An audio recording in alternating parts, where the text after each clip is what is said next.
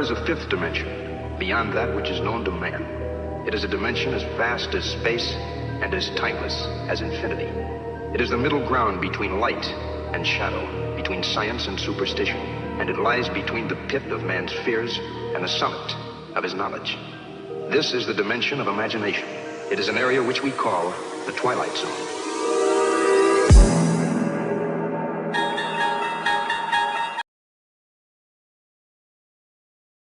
Love y'all, boys. Love you. Love you. I go to war with every single one of you, every fucking game, all right? Love you, 1-7. Here we go! 1, 2, 3, 1, 2, 3! Win!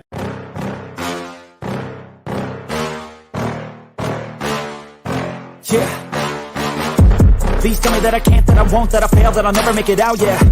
Please tell me all the bad, never good, fill my head full of every single doubt, yeah. Please say any negative thoughts, I pop off when I hear people say I cannot. I get off to the thought of proving everyone wrong, I won't stop to the top, so you better back off and get lost. I'ma stay loud, stay proud, never running out, never heading south. I'll be spreading out, call it word of mouth, can't put me down, I'll be getting loud. You can have it douse, not what I'm about, have your fucking cloud. It be raining now, I keep making sound, go another round, bitch I'm legend bound, can't stop me now. You don't wanna fuck with me, a slow burn like a disease. Just tell me that I can and I'll show you things that you couldn't believe. Just tell me that I can. Just tell me that I can. Just tell me that I can. Just tell me that I can. It's showtime. Welcome to Friday Night Lights. I am Tommy, to the highest degree to the TOP from the 313. And by my side is my main man, my Toucan Sam, the one they call the Apex Man, Mr. Mikey. Happy Friday to you, and happy Friday to all of Bill's Mafia that's rocking with us on this Victory Friday. Yeah, it's not just Happy Friday, it's Happy Victory Friday. That's right. That's right. Happy Victory 3-0 Friday.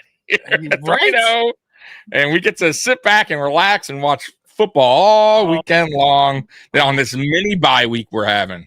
Right? Isn't that beautiful? What a way to start. And we got a bunch of people in the chat already. They were ready. Tommy, we had to push it back an hour. We did. We appreciate everyone's patience waiting for us to get this thing started. Tommy had to take care of some things, and we know Mikey doesn't like to go solo. So I just waited for Tommy to get ready to go, and then so we appreciate you guys all being here ready to go. Spin came in a couple minutes early and said, let's do this. So me and Tom were like, you know what? We'll go a little bit early. And this That's right. got a little like, hey, now you guys decide to go 1 minute early. Oh, now you decide. We can't make that guy happy. He tells us to go, so we go. And then he's upset about it. Just can't make him happy. Cannot make Spin happy. Nope. Justin's in the house. What's going on? Trek in the house. Nomad Chad in the house. Oh God, yes, I love it. I love it. I love it. Jessica's in the house from Western New York.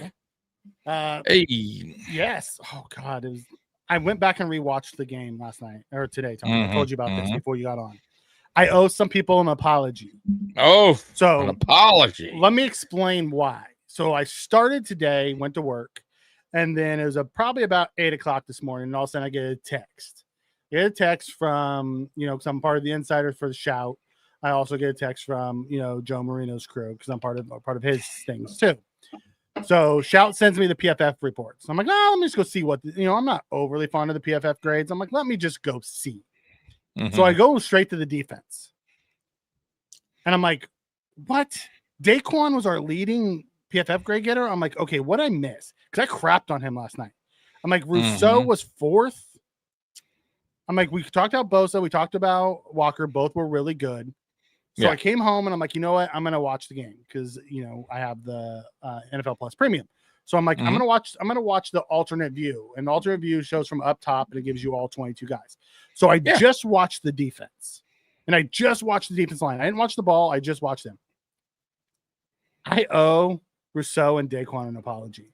Rousseau led the team with 6 pressures.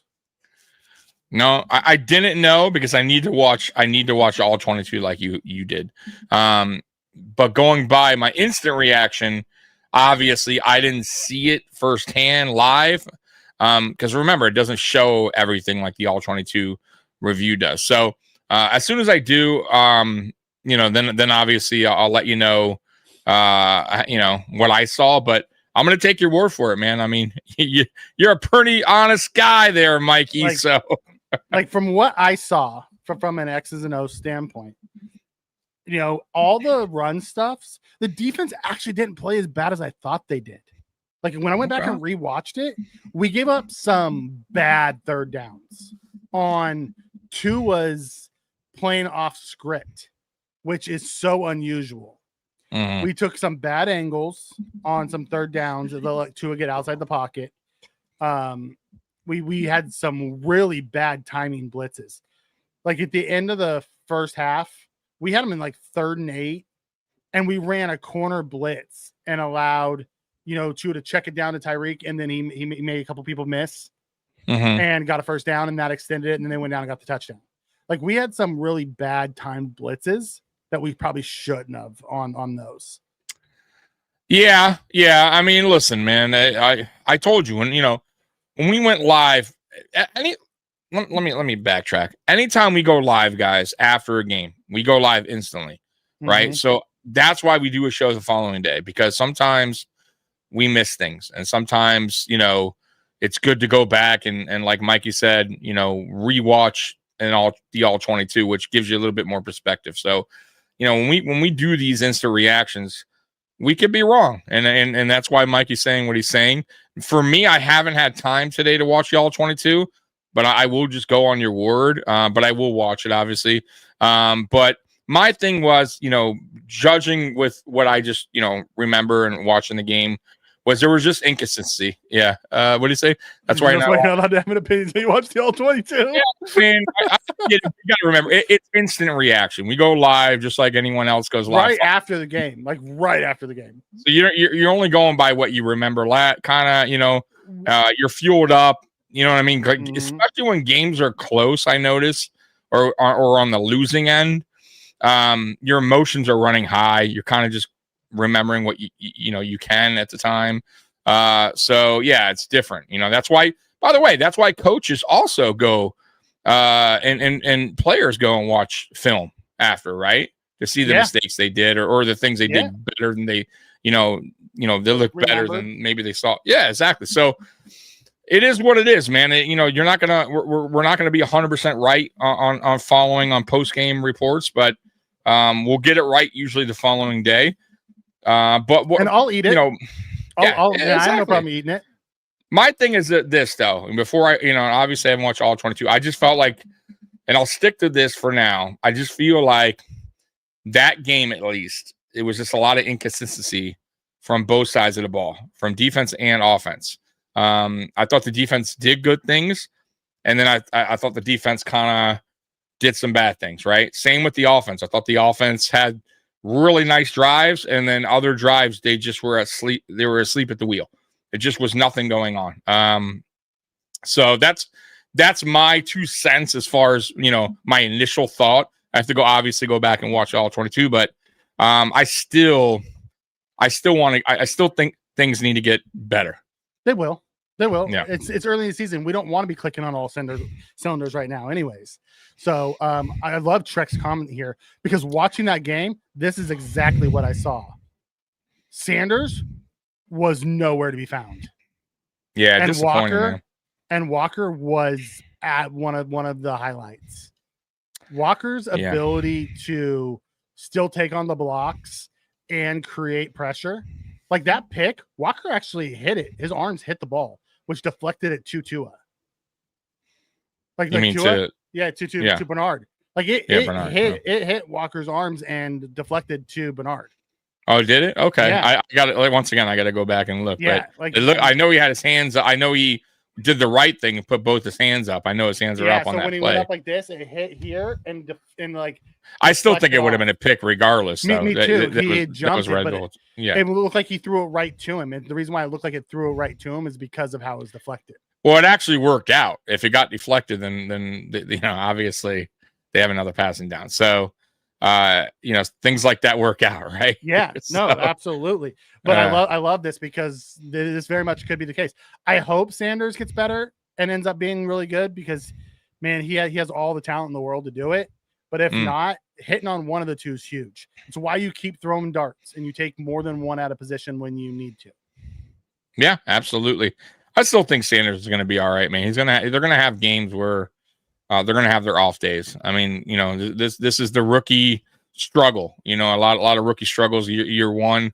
Got to get things right. Got to clean things up. Same with Walker. He hasn't been perfect, but he's been. I think he's been playing a little bit better so far than Sanders. But I think Sanders will catch up, man. Some players are just, you know, they catch up a little bit faster than others. We'll see what happens with Sanders. I'm not too worried. Spin, you're not wrong. White did get there. He didn't like Tua just shook him off like it was nothing. Yeah. And we'll get to White tonight because he wasn't as bad in coverage as I thought, but holy crap, he was horrible in tackling. We missed 12 tackles last night. It was tackling, wild. Yeah, tackling, and I'm sorry, he's just not. He can't press, bro. He can't. And that's a. Listen, at this point, if you're going to keep him in there, don't keep him in there on like maybe passing downs in the goal line situations, because if he can't press, then what's the point then? You know what I mean? That's bro, that was such an easy touchdown. Bro, the worst Nathan Peterman, and I probably could have made that throw, bro. I mean, there was no the distance he left on him. It was unbelievable. So, and he did it multiple times in the game. So I am shocked I'll be shocked if teams don't continue to do that. If we keep Trey out there in those kind of situations, you just can't. Yeah. No, we did not go to the game. You know, I'm in California. Tommy's in Detroit. Yeah. No. How did Cole do? Cole actually had a decent game. He's getting better every week. His overall grade wasn't great. He's a better run defender right now than he is a pass defender, but I don't think any of our guys got real great grades outside of Shaq Thompson for pass defense. But this is what we go back and we were talking about against the Jets. Remember, I said one of the concerns I had was they had guys running free. Yep. I thought they didn't run as free as they did with the Jets because at least we had guys somewhere near them. But, you know, like even then we had 3rd and longs all night long and we just kept giving them up. That's what we have to fix. Yeah, but we keep saying that. Here's the problem. We keep saying we need to fix that.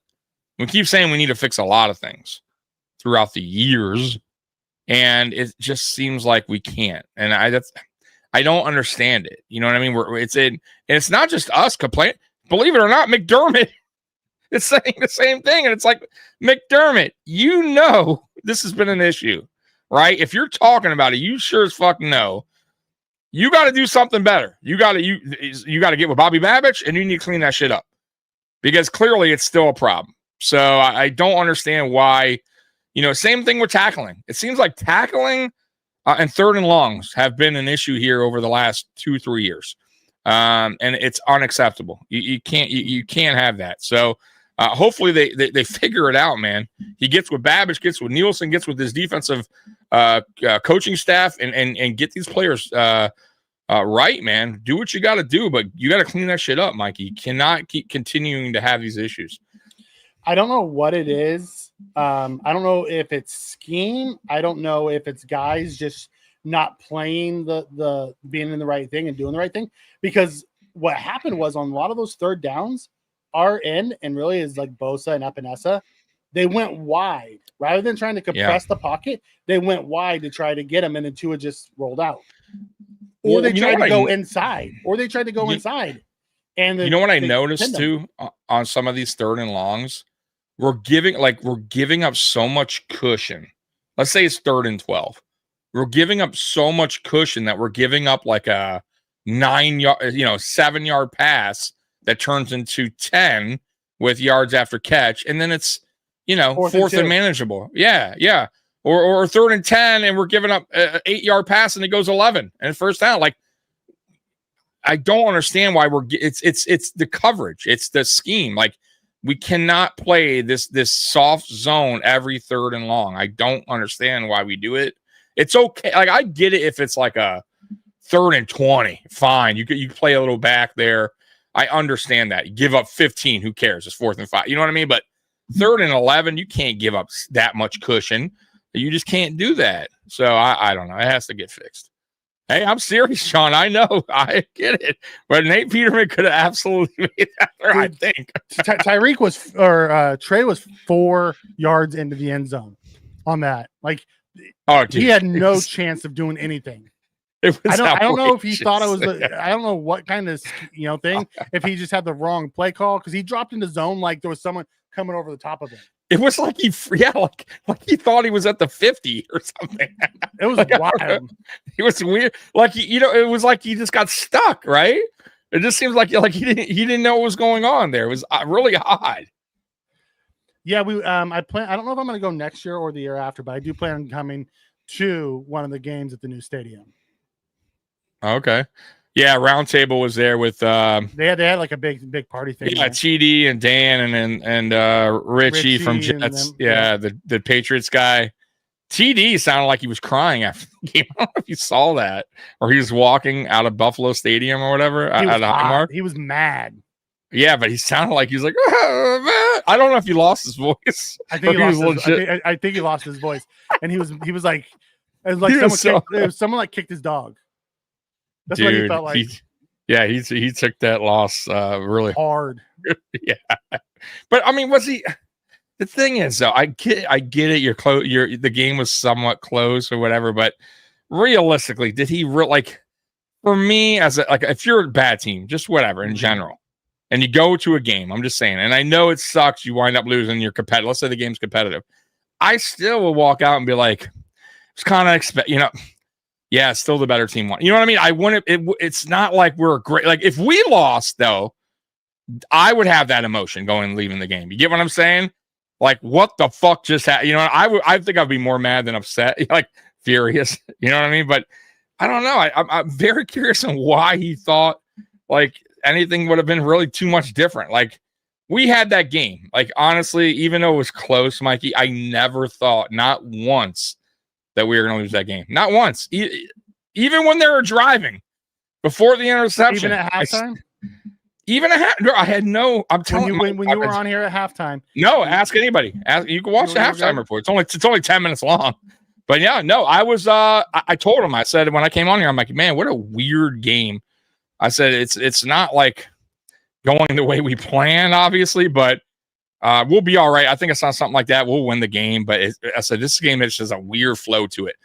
But no, I never thought we were going to lose that game. Not at all. So it was just like I said. It was an odd, weird game. The whole flow of the game was just strange to me. I felt like Allen at times too. The whole team just felt like they didn't want to be there in a way. They just want to get the game over with. I didn't get that feeling on you didn't get that? I didn't see the energy on some drives. I just didn't see go back and rewatch. Really? Okay. It doesn't come through on the rewatch that way. I felt the same way last night. It doesn't come through like that on the rewatch. Also, in the first half, we only had 3 possessions. We had 2 touchdowns and the missed field goal. We only touched the ball 3 times in the first half. Okay, but so all right. Okay, and then if that's not the case, then it falls right back on Joe Brady. Because why are we going into safe mode and doing things differently and playing small ball? Everything's short. Everything's nothing was thrown at times after the sticks. Right? Everything was short. Everything was short and safe. 4 balls past 10 yards last night. Past the sticks, right? Yeah, it's like 4 balls. Right. Like, for me, like, once again, though, if it's working and we drive down and we score, I don't give a fuck if he's throwing 1 ball down 10 yards. You know what I mean? As long as we're scoring. But that wasn't the case at times. In Thursday night game. It was the third quarter. It wasn't the case. The end of after the first drive of the third quarter, we had 1 more in the third quarter and then 1 going into the fourth quarter. Those 2 weren't like those were the 3 and outs. Right. And then we had the fourth quarter where we scored 10 points. I believe we had was it the turnover that we had and we didn't get any points on that one? No. Or they punted? What was the one where we had? It wasn't the turnover. It was the We were up 14-7 driving. We missed the field goal. We were going to go up 17. What was that? We had great field position.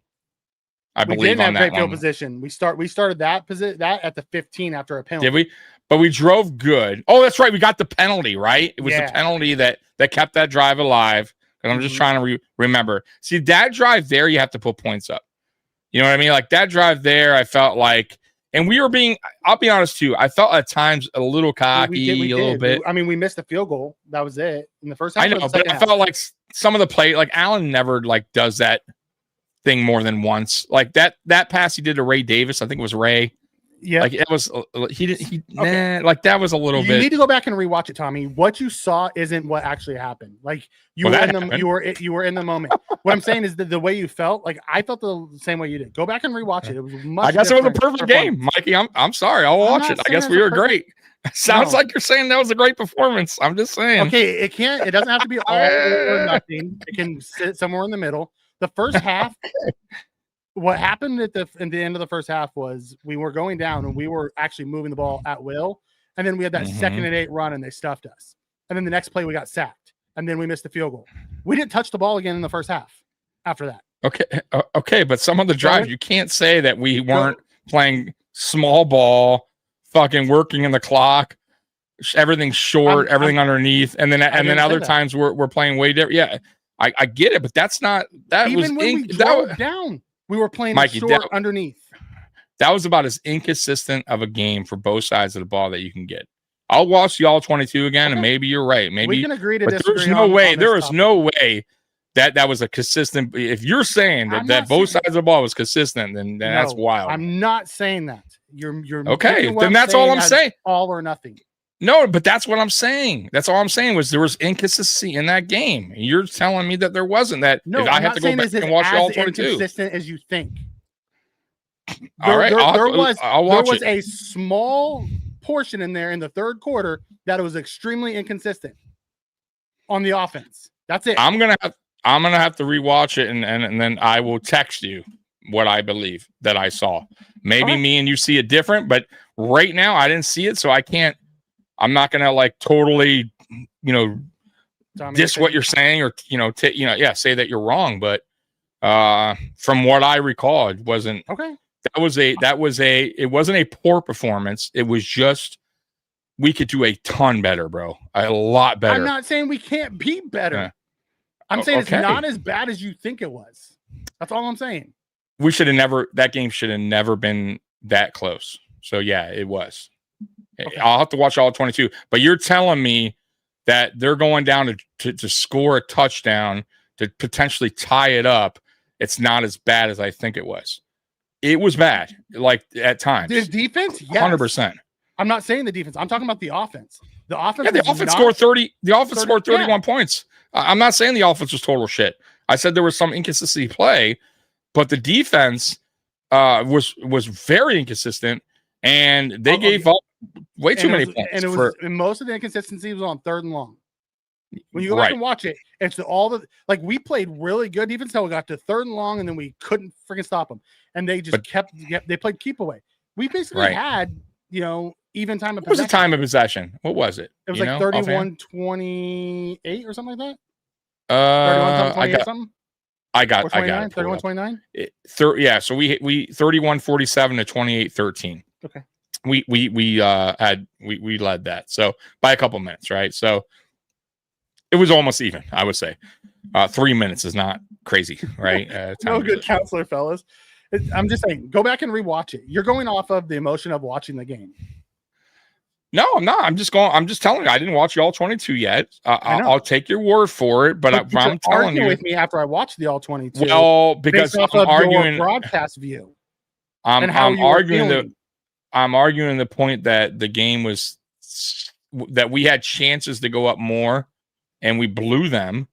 And also, I will say this, if our defense is playing subpar, right? And they did, the offense needs to step up their game. Am I wrong there? There was instead of trying to control the ball, work the clock, have these long extended drives, how about just go score some points?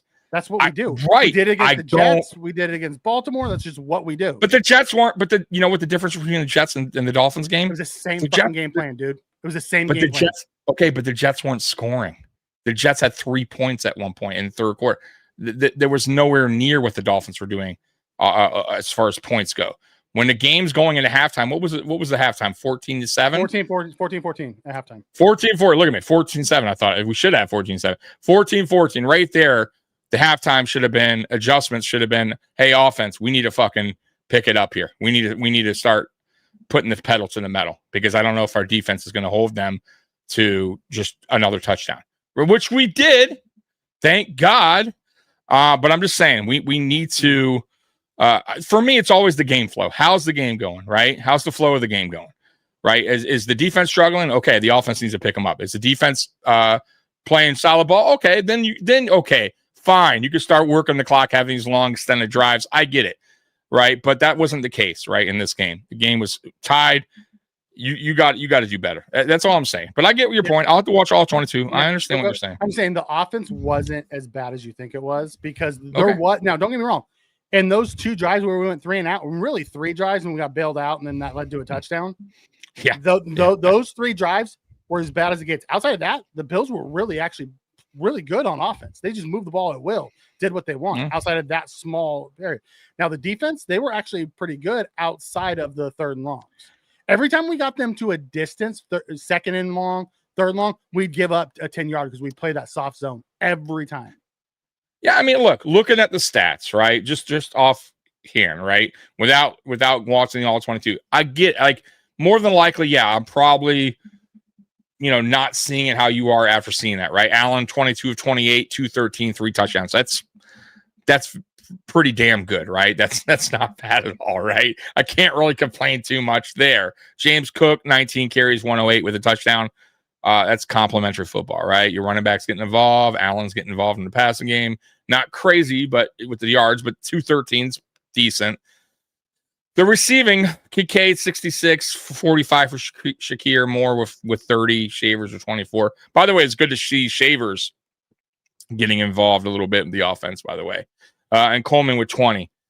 I just feel like those guys need to do better right there. The receivers, right? 45, 30, 24, and 20 is unacceptable. I'm 218 sorry. yards, dude. No, I know that, but you want to know last week's stats? You want to know the week? You know what I mean? The week before? You're talking about the receivers? When Josh same threw thing. for 45 times? No, I'm just saying the rest of the right. So you want Coleman, to stop running as 100 much, yards. you want us to throw more. So No. I want our receivers. They need to be more consistent. If you don't think our receivers are being consistent, then that's why. 22 of like 28 or something like that, or 28. They're not, but they're not. Listen, go what you. So you're telling me the receivers are being consistent, no, getting open? Stop making it a. But that's what I'm saying. I'm saying that's all I'm saying, Mikey. My God, I'm saying these guys need to get better. Yeah, 4 of 5 in targets. Huh? So was that inconsistent because he was 4 or 5? You could be 4 or 5 throwing for 5 for 10 yards. It doesn't. That doesn't mean. I'm trying to understand what you're calling consistent versus. What I'm saying, I need our receivers to be more consistent. Period. Period. What consistent in what? With separation, getting open. Yeah, like stuff like yards, that. Yeah, drop passes. Yeah, stuff like that. We had 3 drops last night. Yeah, that's shouldn't have them. One of them was for a touchdown. And only one of them was a receiver. The other 2 was a tight end and a running back. So is that right? Tight end should catch the ball. What I'm saying is, when you say you want to see more consistency, you want to see perfection. You don't want to see consistency. No, I want to see perfection. Look, I guess they're great. I don't know. I guess you're going on that ride with them. I don't know. I'm not. I don't think they're very have to be, but I don't think they're as inconsistent as you think they are. I absolutely do. I do. I absolutely do. I haven't seen it this year. Outside of week 1 with Keon, I just don't understand what you're looking for. I'm looking for better play from our receiving group. Absolutely. Then tell your coordinator to throw the ball 45 times so they can get. He doesn't need to throw 40. You don't need to throw 45 times, Mikey, to get a receiver to have over 30 yards. Tell me Josh's passes and completions. No, I get that. I'm saying I'm looking at passes and completions. How many? I'm looking at her how many stats. completions? I'm looking at our stats. I'm just saying. So our leading receiver right now in the year for 3 games is 158 yards.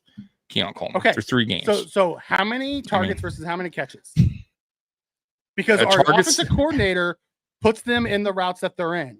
Our quarterback's the one who launched it. So then I watched Josh check it down when a guy was running a corner last night and he was wide open. So is that the receiver's fault or is that Josh's fault? We've talked about this, Mikey. When you go watch it, you know that. And you've stuck up for Josh multiple times when you watch it. I'm just saying. Okay, so you can't don't shit on the receiver to say he's not consistent enough, he's not having enough separation or whatever the case may be, and Josh didn't throw it to him when he was open. That's not but we think that, but we talked about that. We think that you've always defended that. You said, hey, it may not have been his first read, or I so. But all I'm saying is you are basing it based off of what you want to see, not what's going on. You want to see them get open more and Josh throw them the ball more, and then have bigger plays. Here's what I want to see. No. Here's what I want to see. You said consistency. What is it's very simple. Consistency is when I see multiple times that Josh Allen gets the ball, snaps the ball, going through his reads and having to get out of the pocket because there's nobody open and playing scramble drills. He does it constantly. It's very rare that he has a clean pocket, he stakes there and has a clean pass without having to move around and kind of play backyard football. That to me tells me guys aren't getting open early enough in their routes. That's all I'm saying. I'm not totally shitting on the guys. I just think that isn't blocking well enough. Well, the rules 2.5 seconds, right? I think about 2.5. Josh was moving because that defensive line was getting to him. The week before, Josh was moving because that defensive line was getting to him. True. Well, then they need to do their job too. I'm with you on that. I get you. I get you. So I'm just trying to understand what you're looking for from the receivers. That's all. I don't think I'm alone in that though. I think there's plenty of people that think our receiver room right now needs to play. I'd like them to get better. Absolutely. I don't see Keon dropping a ball. You can't do that. We need that catch. Correct. I forgot all about that one. I mean, he was wide open. Like there has been brain farts, but we're in now week some 3, of this, and I want them to grow as the offense grows. Now some of this lies on Brady. Right. And we talked about this. Mm-hmm. You have Elijah Moore, you went out and got speed for a reason. You signed him because he has that 4.3 speed, which we needed, right? Everybody wanted a speed guy in the draft. We didn't get it. And we signed Moore. And this was the first game we actually started to kind of use him in that role of a speedy weapon. Mm-hmm. And I hope it continues, Mikey. Like that kind of made me happy. I'm going to give you some positive stuff. That there from Brady, I said, okay, maybe now Brady's kind of understanding what this guy does well and what you need to do, what he does well in the system, what he can provide. That's all. That's what I'm talking about. Like understand your player strengths. And once he does that, Mikey, I like the group. Okay. I do. But in order for that to work, Mikey, everybody has to, 1, play their part. Right? 2, execution, meaning catch the ball, separation, and 3, Joe Brady needs to dial it up a little bit more for some of these guys, right? Not play short ball with everything. That's all I'm saying. And I think this offense can be even better, right? And it's good right now. We're scoring what? Probably averaging 30 something, right? 30 so, game. And I think we can do better. How about that? There's nothing wrong with that. No, there's nothing wrong with that at all. So that's all I'm saying. And the defense, totally different story. I think the defense has a lot of work to do. I got to be totally honest with you. I think the offense, I think they're still tinkering with things, and I think it can get better. I really do. I think the defense we have a lot of young guys, Mikey, right now. I think there's some bumps in the road. I think there's some learning, involved here that they got to, some of these young guys, learning curves that they're going to have to go through. But I think, when we get through about the midway season, when we get Hoyt here, and Obajobi, I think this defense is going to start to look a little bit better. I do. I'm hoping, at least. Yeah. Because also get Mad Max back. Yeah. Oh, yeah, right. Yeah, Max, some of the guys that are hurt. Back, Harrison, maybe Milano.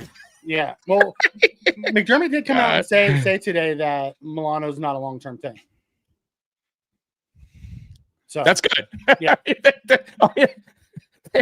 I don't. At this point with Milano, I'm just gonna always, no matter what, we'll just call him day to day when he's playing. Yeah. Well, McDermott's results today were Oliver and Milano both are getting better. We'll see where the week takes us. So what that tells me is they're still week to week, and we'll figure it out when they're ready to go. They're ready to go. I mean, these are good timing for him. Yeah, mini bye week. valuable reps that our young guys are getting. McDermott also talked about Landon Jackson today, and he said he was close to getting a jersey last week. And I'll be honest, after watching Javon Solomon play, he played 9 snaps. They pulled him after the first quarter. They stopped playing him on defense. I bet you he gets a jersey next week. And Javon, you think Jackson does? You think Jackson's a chance because Solomon's kind of struggling?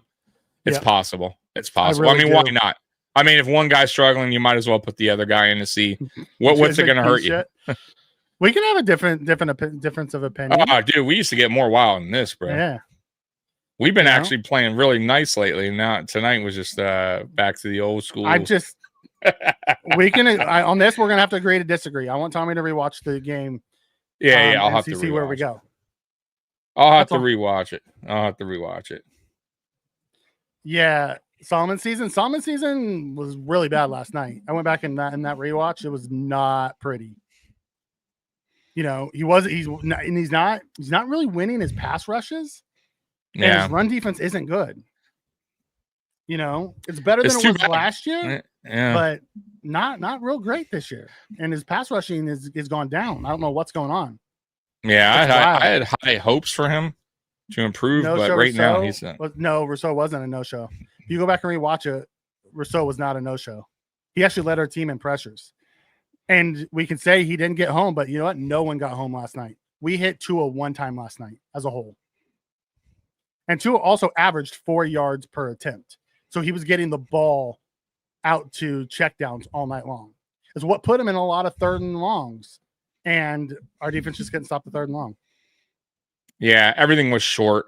I mean, but you know what, though, Mikey? What does that tell you? That tells you exactly what we've been talking about this team forever. The good offensive coordinators, that's how you beat the Bills, or at least that's how you drive on the Buffalo Bills. You take what's given, you take the short stuff, and you hope the yards after catch, get there and get these long extended drives. Because what does that do, right? If they continue to get first downs, that just kills. They make these long drives that just keeps the offense on the sideline forever. And if we give up a field goal, fine, great. The problem is when we don't and we give up touchdowns. That's when it's not working. Like last night was the perfect example of that.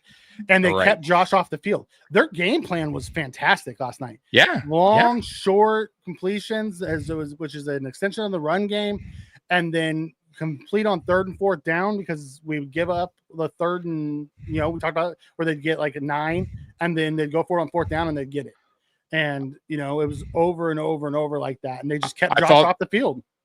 They also ran the ball well up the middle. I thought they were playing really physical. Yeah, when they brought in Ollie the other guy, Goodson, they really started to pound the rock up the middle. Yes. When they ran Achane up the middle, it didn't work. But when they ran Ollie, it did. We just kept bouncing off that guy. He's a bigger guy. He's a bigger back. He's a tough guy to take down. You can tell. He's like built like a little bit like a Najee Harris, right? He's the same kind of build. He's not slow either. You could tell. He once he gets going, he can get some speed to him. So what's wild, and we'll get to Mr. Fulton's comment here in a second. Yeah. What's wild is Jalen Wright, who was the 2nd round pick last year out of Tennessee, I think it was, who's a speedster, can't even get on the field because of it. I know. Yeah. Wow. Right. Yeah. It is what it is. You got to play your best players. I mean, for me, that's the perfect combination though. A-chain, the speed back, and then you got the north to south, power back.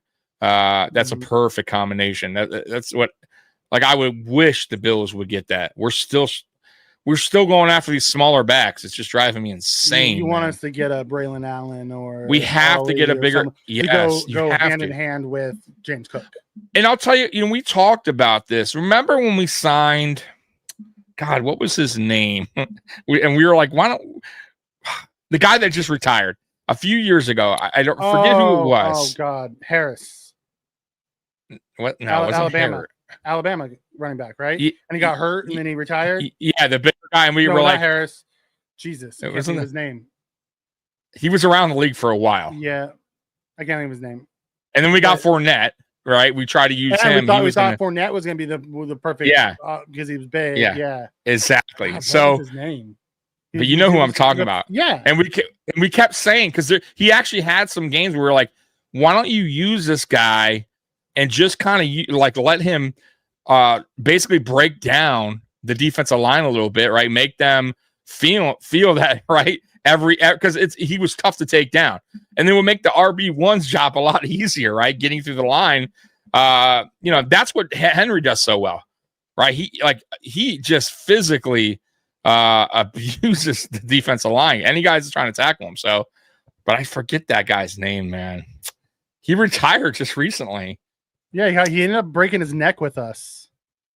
Yeah, I don't remember his name. I Oh, cannot- Murray. Somebody got it. Latavius Murray. No, it wasn't. That's the Murray. guy I'm talking about, though. Well, that's the guy I'm talking about. We had Murray, Okay. and I was saying you should use Murray. But who's the guy you're talking about that broke his He neck? played I for don't remember. Alabama for a lot of years. Who was the RB1? Damian Harris. Oh my God! Yeah, and I said that was he didn't even get to go on the field. I think week one he did, week right? one he ended up hurting his neck, and he was and he had to Yes, retire and- from it. Yes, and remember, I was like, I forgot all about, because remember I said this could, and we both said this could be a good signing, He was or this could be a bad sign. Yes, Yeah. but he's had those injuries. Remember, he had suffered major injuries prior. That's what kind of was his downfall in New England, because he wasn't about bad back. Remember, he had some seasons there, but he couldn't stay healthy. Let's get to the chat real quick. Yeah. Mr. Fulton, congratulations on moving to the next round. That's amazing. Oh, nice. Most interesting man in the chat. Yep. Matt Jackson, I'm serious guys about finding our best defenders by postseason. So rookies, be interesting to see what towards the end of the year, what our team actually looks like. I stand correct, Tommy. Also, as much as I bust on Ed, we need him. We do need Ed. I cannot wait for him to get back. I really can't. Yeah, you can see the difference, but when with him and without him, I'm not calling him. He's not Aaron Donald, but he's really good. Yeah, he's a playmaker, right? He's definitely a guy that can be impactful in games. Says our run defense got gashed. What do you mean by gashed? We gave up like 100 yards rushing, 100 and something yards rushing. We didn't give up a ton of yards. So I don't I'm think not sure we what you're got calling gashed. I don't think When I think gashed, I either. think Derrick Henry running up and down the field like in week one. That's what I feel like is gashed. They had 62 yards with A-Chain and 38 with Gordon, 130 total. I mean, that's, I don't know about gash. That's okay. I mean, that's not terrible. It's not great. It's not terrible. I would say they had a okay game on the ground against us, but we had 157. You know what I mean? Like, yeah. So now I want to say they gashed us. They did okay. Yeah. Steve comes in and says, didn't even notice Dorian Williams yesterday. I'll be honest, Dorian Williams played a lot in the first half. He didn't play in the second half. I don't know if he got hurt or if he got benched, but he didn't play in the second half. Like, I don't know what happened. You didn't see him on the all-22? He didn't, you saw him in the first half, and he didn't play well in the first half. So, but then you saw Shaq come in the second half and take over that role, and Shaq actually played pretty decent. Maybe he was better in the pass than he was against the run. I didn't see the injury report today if there was one, but it's possible if you okay, so we don't know yet, but it's possible McDermott just didn't like what he was doing out there and went with Shaq and thought he gave him a better was a better fit right there versus Miami, what they were doing on offense, possibly. I mean, but who's to say? We don't know yet if that injury report's not out. Yeah, not Lawson, Shaq Thompson. But yeah, no, Dorian didn't play in the second half. I don't know what happened. He was just like gone. Matt Chavez says, what do you guys, your guys' take on the safeties are coming along? I will say Rapp was back to his friendly fire yesterday. I'll tell you though, in a way, if that pass was a little shorter, he might I thought Rapp did better than Benford on that play. I agree, Now, of course, man, he just takes people out. He did, but right. he had to. In a way, he had to, though. You know what I mean? Because if that pass was a little shorter, it was very catchable. And I think Rapp still makes a play on the ball. You know what I mean? So, but you're right. I mean, friendly fire. He doesn't care who. You better be away. You better keep your head on a swivel if you're maybe trying to tackle, because Rapp's coming as a missile. Yeah, he's right. He plays care. one way and that's it. Like he did it in practice against his own guys and got ejected for it. Right. You know? Sure so it's wild. You guys, and are they still better than Poyer? From a physical standpoint, yes. From a mental standpoint, no. Poyer's mind is so good. Yeah, he's just slowed down. Right. You know, he's older. I don't know if we see Poyer this year unless there's injuries. I don't think you see Poyer or Phillips or Gabe Davis. I know Gabe's the next question still. Is, do you think Gabe ever gets reps? I don't think, unless there's injuries. I don't see, like, Gabe's on the practice squad IR right now. Exactly. But later in the year, unless there's injuries, I don't see Gabe seeing the field. I don't either. And it seems like, at least from this game, they were trying to get Shavers more involved. So that definitely, I did too. For the two receptions that he had. But I mean, my point is, it's good to see him. Yeah, it's good to see him though, at least be involved. You know what I mean? Where Josh is, there's plays for him. That tells me possibly they're trying to include him more and maybe make him more involved in the offense. So I don't think Gabe gets called up unless there's an injury. I mean, you got to think about Curtis Samuel. I mean, does he come up for Curtis Samuel? I mean, I don't know. Does Curtis Samuel get a jersey ever on game day? I mean, does he get an IR? Like, do they put? I mean, what's going on with Samuel? Is it just he's a healthy scratch? He's a healthy scratch every week. That's crazy, man. But that's wild. Who are you going to sit down? Shavers is such a special teams guy, and you saw Moore. Like Moore's made in back-to-back weeks had a clutch 30+ yard catch. And it's like, I feel like they're kind of fucked when it comes to Samuel, because they're not going to put him in the practice squad. Somebody would pick him up, right? But not only that, you can't. His money. You'd have to cut him. And so you have to cut him, right? Yeah. So they're kind of like in a weird situation, right? Like, and nobody wants to trade for him, right? I don't think. Not for that contract, right? All right. So they're just going to have to. It sucks because it's a waste of a spot. You know what I'm saying? Like, I just feel like it's such a waste of a roster spot that we have to keep because of the contract. It's just, man, I hate that, bro. We do that so often every year, though.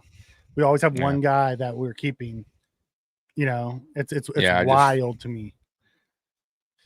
Don't worry, one of our wide receivers will eventually get hurt. It's gonna happen, and then you're gonna see Samuel come in. And let's be honest, down the stretch last year, Samuel was good. He did play. Yeah, he played better.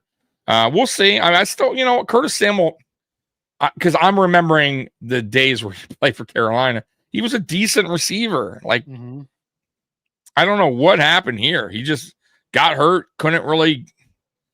Just really not involved. And like Mikey said, he came on a little bit in the second half last year, but it still wasn't like, worth the contract, put it that way. You know what I mean? And now this year, he's a healthy scratch. What does that tell you? It tells you he got outperformed by all these other guys. Terrell Shavers outperformed, like guys that are like not even close to his contract. Elijah Moore. You know what I mean? Like, it's not good. I think we all had high hopes for Curtis Samuel because when he was with Joe Brady in Carolina, it was his best season. And then he got here and he just got hurt right away. And he was hurt most of last season. And then they brought in new guys this season and he just kind of got pushed to the back burner. Yeah, pretty much. I think once Shavers took that step, it kind of fucked him. Because he's also really good special teams guy, Shavers. Right. That's what I mean. So it kind of like it pretty much put him in the back burner, right? Like sorry, bud. Should have played better. I don't know. Should have stayed healthy. Like it was basically him versus oh God, what is his name? I was just talking about him. Moore. And Moore outdid him in camp. Yeah. It happens. It's It's wild. Walter comes in and says, we're in season now. Why the rush to do anything with Samuels unless it's a move that will help the 2025 Bills? I don't see the point. A late 2026 business help. I think it's just I don't know where we have to have that guy inactive. I don't know bringing up a different guy to have him inactive really makes much of a difference either. No, it doesn't. It doesn't. And having that guy there as a stash player is great. I mean, would I love to have the $8 million we're paying him off the books? Right. Absolutely. But it is what it is. I agree with you. Right. No point to do anything with him because he could be a factor down the stretch. Remember, we're in week 3. There's so much time left in this season. Yeah. And he does have the speed. God forbid Moore gets hurt. I mean, he isn't a guy that runs a 4.3 as well, right? So he is that other option if we lose the speed is what I'm saying. So I'm with in a way, you're right. It doesn't hurt. It just sucks about the contract, that we're paying a guy that really to just imagine. That'd be so great, right? Mikey, me and you get that contract just to like chill out and like just watch football. I mean, I would imagine he's frustrated. Honestly, I imagine he's frustrated because he's trying to make more money. No, I get it, but that's a lot of money. Really, think about it. His body is not. No, I know, but I'm just saying money wise though, like that dude's he ain't complaining and his body ain't aching. He ain't getting hit, he ain't getting shit. He's living all right. Trust me. Steve, I don't believe they paid him wide receiver 2 money. I think they paid him wide receiver 3 money. He's making like 11 or 12 million bucks a year. That's wide receiver 3-4 money nowadays. Right? Palmer? Yeah, wide receiver 2 money is like 18 to 20. Wide receiver 1's 30 plus. Yeah.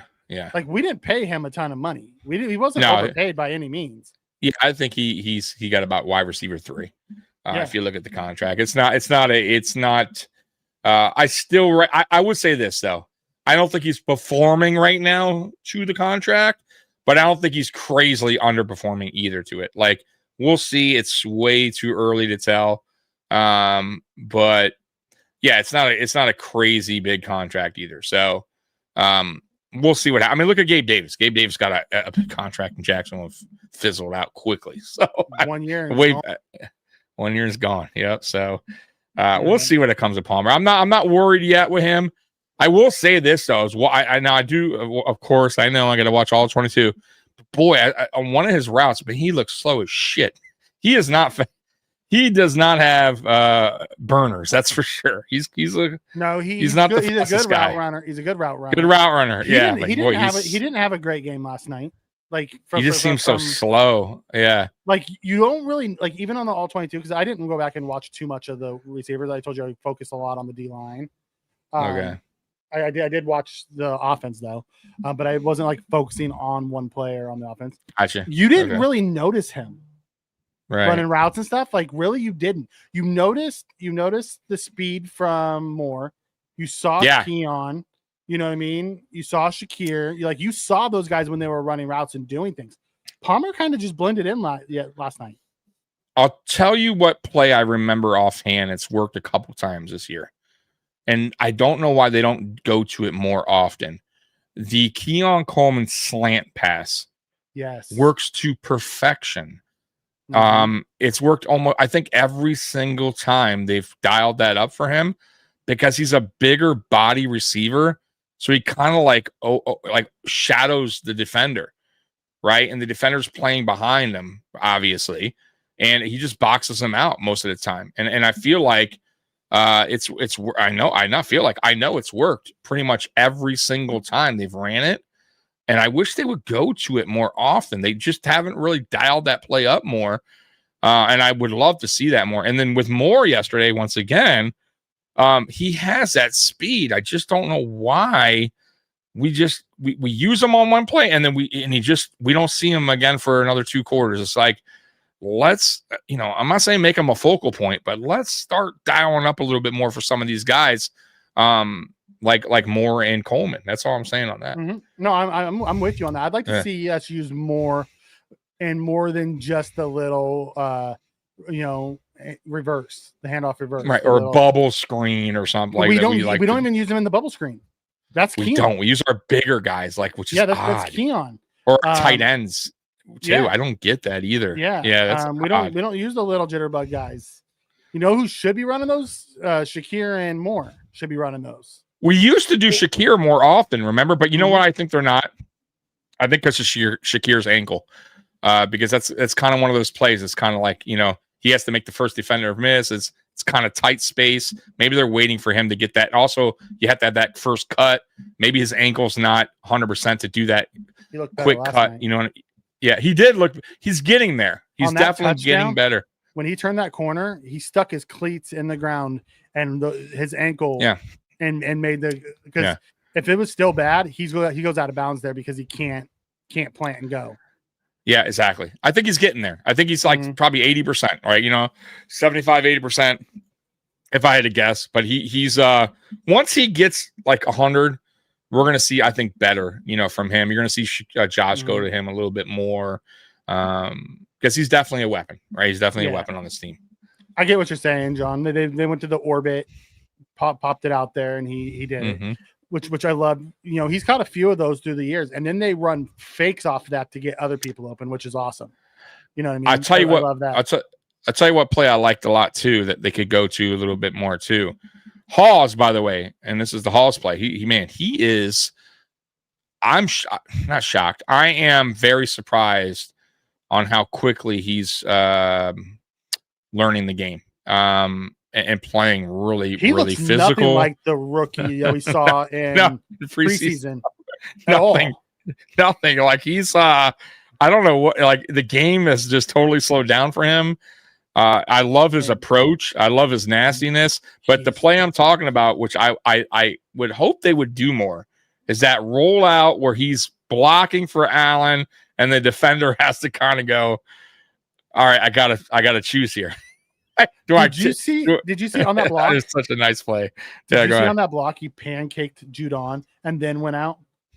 Oh, and dude. He was smart enough to see that Douglas was standing there, so he slows down. Yeah, to give Josh that lane. It was awesome. Yeah, like he got playing like a vet. Yeah, he got hit once. I did notice there was one play where he got drilled in the backfield, flat backed. Yeah.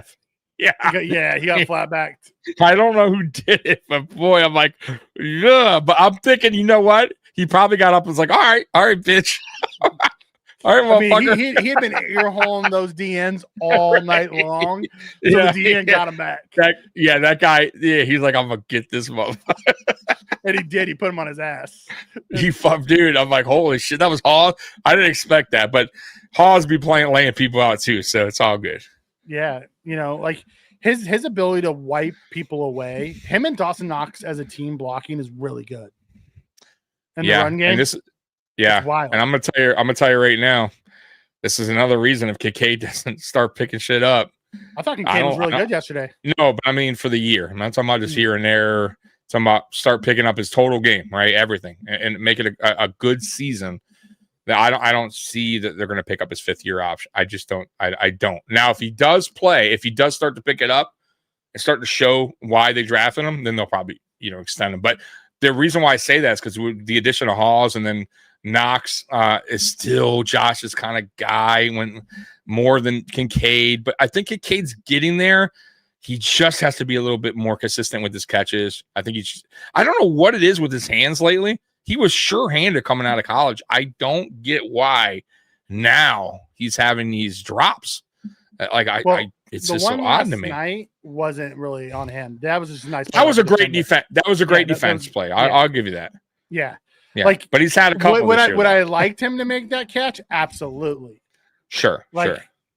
He's a former first rounder. I need those clutch catches sometimes. Yeah. But you also got to give, tip your cap to absolutely Davis, who got his they get paid hand too. In there. Yeah, I get you.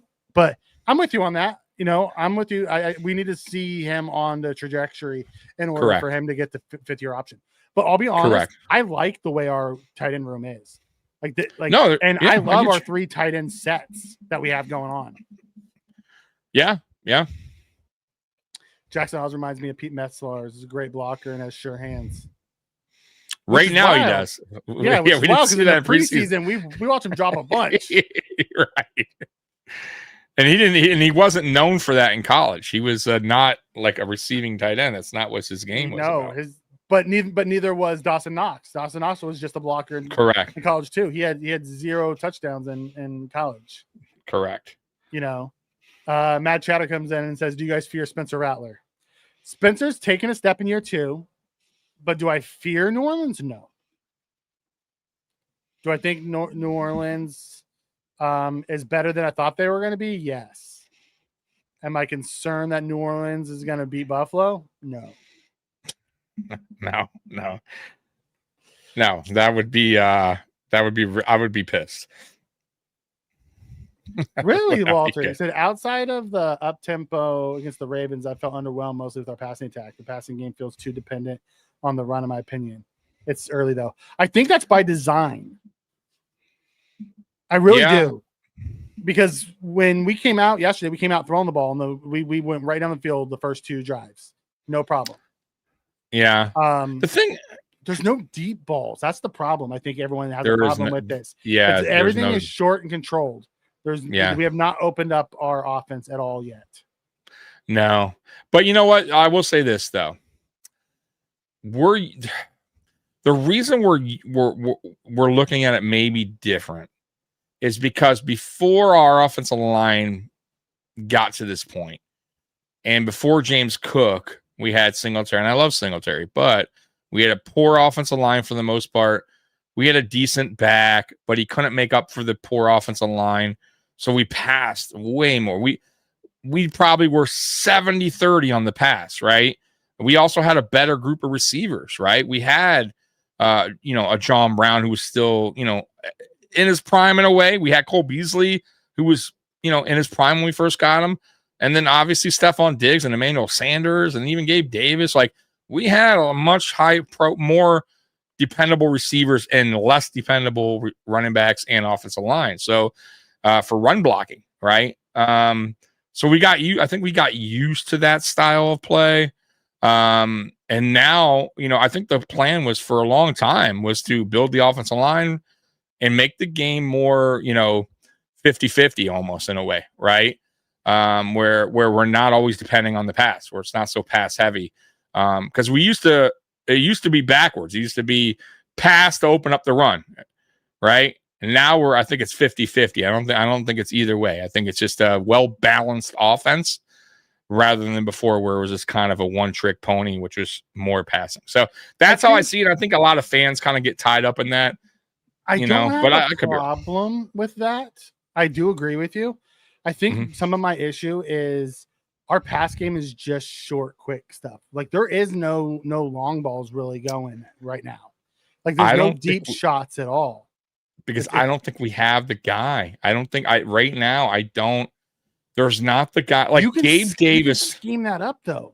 You can, but here's the weird thing. When we were humming on deep passes, right? In the 2020, 21, 2022, let's say, Gabe Davis was really the deep guy. If you're going to be honest, like, go back. He was the big playmaker that, that averaged 20 yards a catch, right? Like, but he was inconsistent, right? And outside of that, Stephon Diggs wasn't really that deep threat guy. He was more of the crisp route runner. You still saw it. I get it, but it wasn't. I don't think we have. My point is, I don't know if we have that, because Gabe Davis was a 6'2". He could kind of bully, and he had decent hands, right, at the time. And Josh trusted him too. They had decent chemistry. It was just really the last year where things got all fucked up. But I don't know if Josh, like, right now, like, that's not Keon's game, right? He doesn't go deep. Right now, who would your over top guy be? It would be Moore, possibly. Like, who's the guy that's going on those deep outs? You can run Shavers. You can run Shavers on those. You can run Shavers. Because we've seen Shavers do it in preseason. You are right. He's big and he's fast. I would say Shaver. You might be right. Shavers might be the one if they give him the opportunity, because even Moore, they haven't tried it yet with Moore. I haven't seen a deep ball to Moore yet. So maybe Shavers that taller. No, but I'm saying even preseason, I didn't see more. I saw more of Shavers being that threat, and maybe because of that height and he has decent speed, the physicality to go up and get it.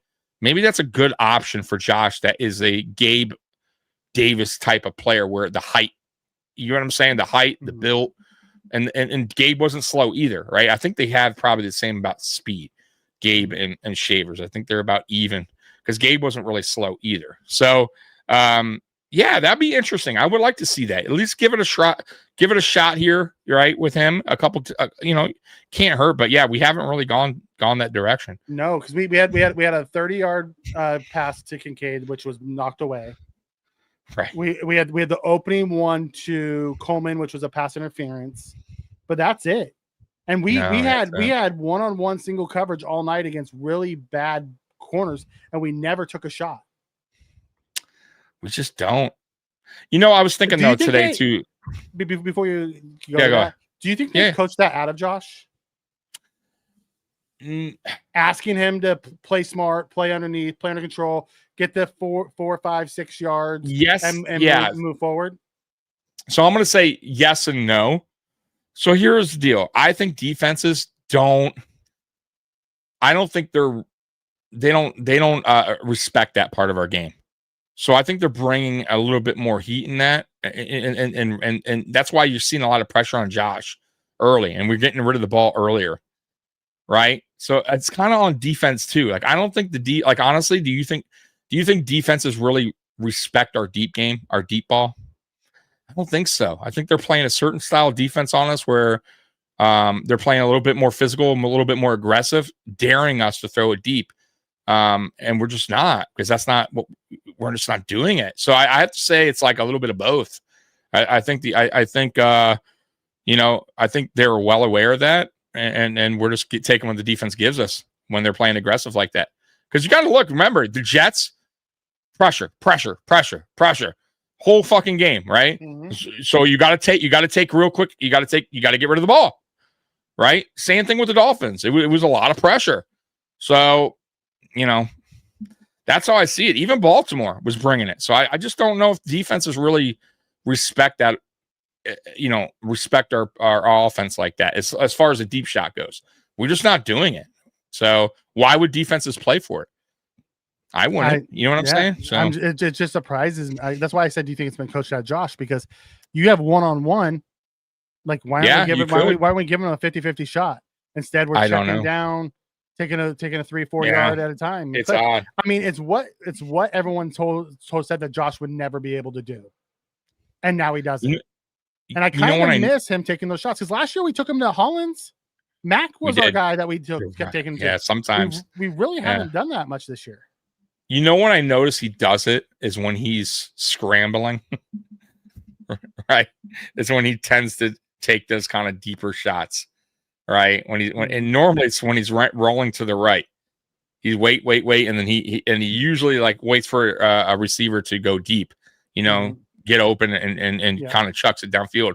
What I noticed Josh's not doing either anymore? He doesn't do that deep ball just to get rid of it, and he would throw an interception. Remember that? He got rid of that too. He throws the ball away now.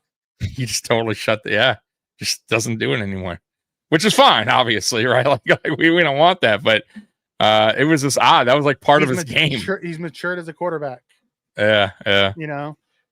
He couldn't pass up the big play. If he had the opportunity, he was taking it. Now he's just, and I'm not complaining about it. Please know that this is just me asking a question that I'm surprised. Second and 8, a brand new corner comes in who's probably cornerback 7 normally. And we go to a run play rather than trying to throw the ball at that corner. It's just what are we doing? I did read a stat though here, and it said, where is it? It was a Josh Allen stat that was interesting. I gotta find it. Go through the chat here because it is an interesting stat. Now that we're talking about, okay, while you're looking for that, Walter comes in and says, just to be clear. Most times I comment, I'm looking at things under the prism of postseason facing the Chiefs and the Spags type defense. Is it good enough for the regular season? Yeah, I can see that. I don't think where we are today, where we're good enough.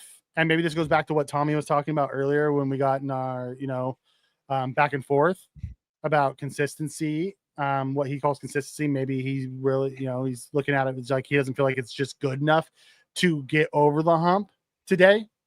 What we look like in week 3, we will not look like in week 17, 18 going into the playoffs. It's just not going to look the same. It's going to be very different. We were last year. We'll be different again this year. Like we can't overreact to the beginning of the season because things are completely different by the end of the season. So I'm with you on that, Walter. If we're looking at it through the prism of what's going to be at the end of the year, what we've seen in the first 3 weeks is not good enough. I don't think it will be good enough to get us a Super Bowl. Our defense hasn't been good enough to get us. Our offense has been good enough, but our defense hasn't been good enough. Yeah. No, it hasn't. Man, I can't find it. It was something interesting. I'll look for it later. Okay. I'll text you if I find it, but go ahead. Walter says, listen, it's most unlikely to happen, but I'd love DJ Moore trade at the deadline. He'd be perfect for this offense, and he's Brady's most productive. Yeah. I don't know if we have the money because he's getting paid in Chicago, but I wouldn't be upset with a DJ Moore. I also wouldn't be upset if the Miami Dolphins had a fire sale and we got either a Tyreek or a Waddle.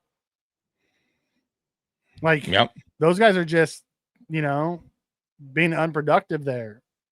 But if we did get one of those guys, do you think that's going to open up our offense? Because I'm not, convinced that Joe Brady's going to change our offensive scheme based off of the player that we received, because we don't use more on deep routes.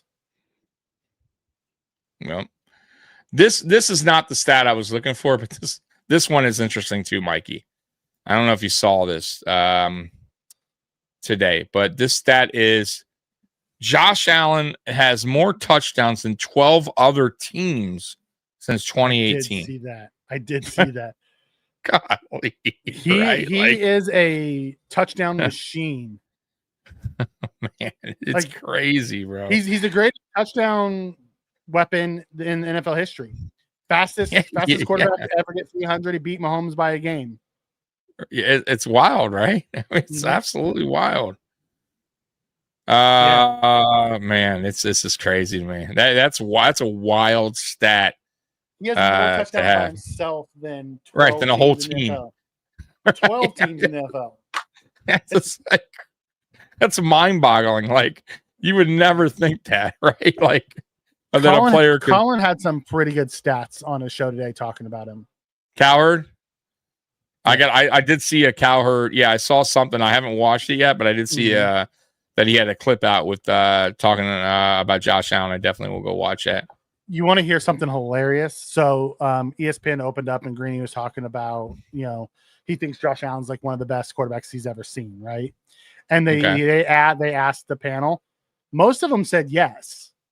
You want to guess the one ESPN host in the morning show that played for the Jets that said no? Go ahead, tell me. Scott. He's and they're like, well, who's playing better? He said Lamar and Justin Herbert's better. Of course. Like Justin Herbert's played 2 really solid games, and he's better. Yeah. Ryan Clark said it was Daniel Jones is playing the best in the NFL. Some people just cannot get away from when they feel they're right about something, even when they know they're wrong. They're going to stick to what they said, right? Like, no, they're not. That guy's never going to eat crow. He's never going to admit, and that he's wrong about Josh Allen. Exactly. So that's never going to change. So that's why I don't watch these guys. That's why I don't watch National for the most part. There's certain guys, like I said, I respect. Saw it in a short, and I started laughing when I saw it in the short. It's funny either. Yeah, it is funny. It's definitely funny because he always says the Bills are going to lose, and he always says Josh Allen sucks on the Friday before game day, and then he's never there Monday or Tuesday after the games happen, and he's wrong, so he never has to answer for it. This time we played on a Thursday, so he had to come in and listen to them talk about Josh, and it frustrated him. Mm-hmm. It's funny. It's wild, man. All right, so what do you got on tap for tonight? Just a couple things. We'll get some takeaways. I won't read them. I'll just do a quick takeaway. So, takeaways. Let's see here. Okay, Bill's Wire, favorite silent co-host. Here we go. 5 takeaways. It said they let them hang around. So yeah, I mean, I won't read it because we already talked about it. I agree. You cannot let teams hang around. Listen, McDermott has to eventually understand that you have to go for the throat. I want to see more aggressiveness, especially in second halves of football games. I feel like sometimes we go into the shell at times, and I don't get it. We're better than that, and we can score more points. I know we can, and on defense as well. It goes for defense as well. I feel like on defense, we tend to get a little bit less aggressive at times, and we gotta change that. We gotta get these teams out of the game, right? Take them out, cutthroat. It don't matter, right? Go for the throat, stomp on them, end it. You know what I mean? Really like the Lions, like the Lions don't play around. Like they're gonna score as many, right? Like you saw that. And I don't give hey, if the other coach don't like it, too fucking bad. You know what? Right? Ben Johnson took offense to that. Yeah. I don't give a shit. You know what? Honestly, it is we played down to our competition, one, and McDermott just doesn't have the killer instinct. Yes, he doesn't have it. He just doesn't. He doesn't. He never has. He doesn't run the score up. No, and you can't. You cannot be that way in the NFL because any team he's never going to change. That's the problem. I know that's what worries me when it comes to him. But all right, let's next up. Let's get to it. Run defense. Mm-hmm. The overall Dolphins. Before you read that, before you read that, okay. John says Ben Johnson actually said he liked it. Because they asked him about it after he ran it up. He said, "Listen, that's what Dan Campbell does." He's like, he's like, it's my job to stop it. Bill Belichick used to run it up on people like that. Oh, dude, I would run it up a score ever. I don't give a shit. Stop it. That's part of what Tommy's frustration is with the offense is we go into the safe mode on offense rather than just cheap trying to run it up. And like we'll be doing something that's working really well, and then we'll go into the safe mode, just try to chew clock to get the game over with, rather than just running our offense. Exactly. Doing what got you to the point wherever you're at, right? If you're at you already scored 21 points at halftime. We should not be final score, 28 points, right? 31 points. Like you should have more points than that. You should at least try to match that first half in the second. I know it's harder. I get defense. Listen, everybody adjusts. That's the one thing I will say. I get that. But when they adjust, you adjust. It's real simple, right? So I don't know. I want to see better. For example, right? Take last night for example. We were up 1 score. Right. We have a chance to kill the game. We freaking throw a 30-yard pass. We get into field goal range. And instead of trying to get it closer, we run. Forgot about that. Yeah. Have to kick a 48-yarder to ice it. If he misses that, they have a short field with, plenty of time. 48 seconds. Yeah, plenty of time in today's NFL. Yeah. Like, what are we doing? Right. That's what I mean. I just, I don't. Most, the better head coaches know you can't do it like that. The more aggressive head coaches. I don't want to say McDermott's not a good head coach because he's the more aggressive head coaches. Consider a good head coach. I would say the top tier head coaches. The elite head coaches. The elite, yeah. Or at least the guys that, because I don't know if Dan Campbell's elite yet. I think he's very good. But I also more of the aggressive coaches. Like he's aggressive. Belichick was aggressive. Offensive, defensive, he was aggressive. You never saw Belichick run a soft zone shell. That wasn't his style. No. So. All right, next one, run defense. Where is it? The overall Dolphins did not put up a lot of the total rushing yards at 130. The Bills defense gave up 5.2 per carry, though. It's not the greatest either. A huge part of the problem was poor tackling, which, yeah, we agree. The tackling has to get better, right, Mikey? I mean, that's, I recall a couple plays where we had the back for a negative yard or only a yard, and they would shed off a couple, or we miss tackles. 12 just totally whiff tackles yesterday. 12 tackles. And that's either us bouncing off or completely whiffing. 12 tackles. It's unacceptable. It has to get better. Pass rush. saying even more disappointing was Bills' defense was the pass rush. My quarterback, Tua, get the ball out of his hand extremely fast, but Buffalo's overall pass rush was terrible. A week after Joey Bosa's breakout against the Jets, the Bills had 0 sacks, 1 quarterback hit that allowed the speedy receivers of the Dolphins, such as Tyreek Hill, to get open easily. Now, you disagree with that, correct? Because that's what you were telling me earlier. Okay. I disagree with that. We had a ton of pressure, and to say that watch the speedy receivers get open, they're saying like Tua's throwing it 20 yards downfield. Tua's throwing it 4 yards downfield. He was checking it down. So don't give me this bull crap of, they were running by themselves. Was it Tyreek and Waddle? Yes. On a timing route that he checked down to them, but no, they weren't. Okay. Like, I was more afraid of Garrett Wilson running open than I was Tyreek and Waddle. Like, they weren't just running open. Okay. All right. So Mikey disagrees. Bills Wire. Everyone 8 saying Bills quarterback Josh Allen 22 of 28, 213, 3 touchdown passes. And those 22 completions, everyone got involved. 9 players caught a pass, and 10 were targeted by Allen. Dick extended to the ground game as well. James Cook had 108, 19 carries at 5.7 per carry. So, yeah, I mean, it was definitely everyone eats as far as, well-balanced offensive attack. I get that part, but I'll still stick with the receivers need to do a little bit better. Bernard bails them out. Says, it was looking like it was going to be a tie game at 28. And so Bernard got the interception. I won't read it all the time, but the whole thing. But, yeah, so Bernard's INT was key. I mean, that was definitely a big, big moment, big play in the game. What do you think about that Bernard pick? I mean, at that time, it was a big play of the game. It was probably the biggest defensive play of the game. In my opinion, Bernard was part of the problem early. Going back and watching it, he missed he missed quite a few tackles and could have got us off the field a few times, and he missed. But he came up big when we needed him the most. Yeah, I mean, if you even look at the Ravens playoff game.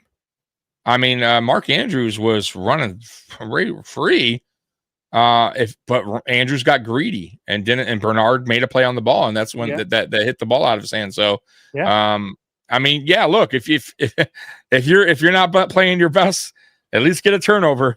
It'll make up for a lot of things, right? So, I want to go back because I don't disagree that we need to be better, and we had 0 sacks and only 1 QB hit. That needed to be better.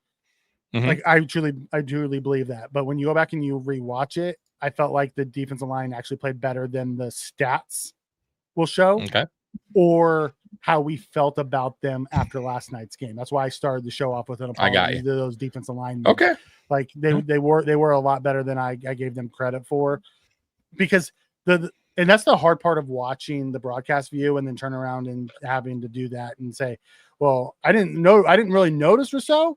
But when you go back and watch it, and you watch that high view, you notice Rousseau's actually he's the one chasing Tua out of the pocket. Getting him out of the pocket, yeah. Yes. So, DG comes in and says 31 points on 4 days rest. Should have been 34, but missed field goal. Good enough to win by 10 points against a desperate team and a division team. Like, could it have been better? Absolutely. Should it have been better? Most likely. Am I happy that we still won? Yep. Does that all that really matters? Yes. Yeah, at the end of the day. Because in week 17, we're not going to give a crap about what we did in week 3. Nope. All right. Last one of this, and then we'll get to a couple more comments, and then Real Men of Genius, and we're out of here, guys. Stock up, stock down, Mikey. And if you guys want to include anybody, go ahead and put it in the chat. If it's not on this list, and obviously me and Mikey will have our own as well. So here we go. Stock up, Mikey, and you can agree or disagree. Stock up, quarterback Josh Allen. Agree or disagree? Oh, agree. Okay. I don't know how much higher his stock can go, though, honestly. right. Stock down, Palmer. What do you think? I'll say yes. I'll say yes because I didn't notice him. I told you that was the one receiver that I would agree with you on the consistency part, is because I didn't see him flash. Even on like the routes, like you see Khalil running, you see Moore running, you see Coleman running. I didn't really notice Palmer. I'm telling you, the one play I remember seeing him, I'm like, he just seems so slow out there. Now I know the thing is he gets open because his route running is very good, and that's the separation. That's why they like him so much. But the speed is, boy, he's kind of slow, bro. He's like a 4.6. He only had 26 total snaps. Right. Yeah. Well, maybe because he wasn't doing it. Yeah. So Shavers had 12, Moore had 14, Palmer had 26. He had the same amount of snaps as Jackson Haas because we ran a lot of three tight end personnel yesterday. Yeah, we did. Next up, stock up Terrell Bernard. What do you think? Has to be right. Because of the last play, yes, but before that, he would have been on my stock down. Okay. Stock down Rousseau, and you're saying no way, Jose. I think he's stock neutral. Stock neutral? Okay. All right. I mean, he had 6 pressures last night. You want to hear what they say? They say Rousseau is one of the players on the Bills defensive line that has to make an impact if Buffalo's going to play complementary football over the course of the season. The Bills struggled against the Dolphins more people expected heading into the game. But even with that being the case, any Bills fan would expect Rousseau to be more involved than just one tackle. What do you have to say about that? Because they went stat watching. The stats say they looked at the box scores and said, he didn't do nothing. Gotcha. Go back and look at the advanced metrics. He actually did pretty well. Okay. Stock up James Cook. I think we can say yes, right? They're giving stock down to Prater. What do you think? I would say stock neutral. I mean, that was an ugly miss. He just hit it bad. Did you watch it again? Was it deflected or was it just a bad kick? It was. Now, we didn't block it right, and there was a guy close to it, but he just didn't hit it good. And I don't know if he was trying to adjust to get it around the guy, but he just missed it. Like, it was bad. I'm going to tell you this. Because now I'm thinking, dude, he would be the most hated guy in Buffalo if week 1 he did that for the win. He wouldn't be on the team. They would have killed him. That's what I'm saying. But he would be the most hated. Like, Bills fans would have never let that go. And bro, they would be. I'll tell you what else they would be saying. Fucking Brandon me, and I would too. Fucking 41-year-old kicker's the best fucking kicker. You know it, right? Thank God that was not the kick. Because boy, that was ugly. But I would say neutral because he did make an important field goal at the end. I mean, that was very important. You missed that. They have an opportunity to tie the game, correct? I mean, so I'm not going to give him stock down. That was an important field goal. And I believe he made another field goal, didn't he, or no? Was that the only one? He made the big one at the end, the 48. Then he made his 2 extra points. He was 1 for 2. Yeah, so he's 1 for 2. And he was perfect on the extra points, 4 for 4. So, I mean, I wouldn't even put him on the list because he made a very important kick down the stretch. Yes, it was makeable, but still important. So I would leave him off the list. I want to put stock down because that kick at the time wasn't that meaningful. You know what I mean? Like, it wasn't. I mean, it changed momentum for the half. It did, but it wasn't. It wasn't correct. It didn't come back to bite us. Yeah. John comes in and says there was a tweet by some film nerd apologizing to Rousseau. Listen, Rousseau on the season had 2 total pressures going into this game, 1 each game. He had 6 yesterday. 6. Are you the film pressures. nerd? I know I don't tweet, so I know for a fact he's not talking about me.